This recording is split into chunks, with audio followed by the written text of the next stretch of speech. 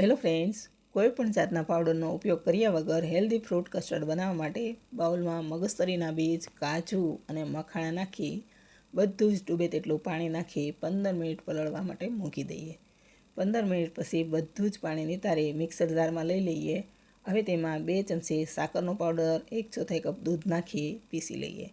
ફરી તેમાં 1 મોટો વાટકો દૂધ નાખી એકવાર ચલાવી લઈએ। હવે આપણી પસંદ પ્રમાણેના કોઈ પણ ફ્રૂટ લઈ લઈએ અને તેને ઝીણા કટ કરી લઈએ। હવે કટ કરેલા ફ્રૂટને બાઉલમાં લઈ લઈએ અને આપણે પીસેલી ગ્રેવી તેમાં એડ કરી દઈએ। હવે તેમાં કેસરવાળું દૂધ અને 1 ચમચી એલચી પાવડર નાખી બરાબર મિક્સ કરી લઈએ। તો કોઈપણ જાતના પાવડરનો ઉપયોગ કર્યા વગર હેલ્ધી ફ્રૂટ કસ્ટર્ડ રેડી છે। હવે તેને સર્વ કરી લઈએ અને પિસ્તાની કતરણથી ગાર્નિશ કરી લઈએ। ડિટેલમાં વિડીયો જોવા માટે નીચે આપેલી લિંક પર ક્લિક કરો।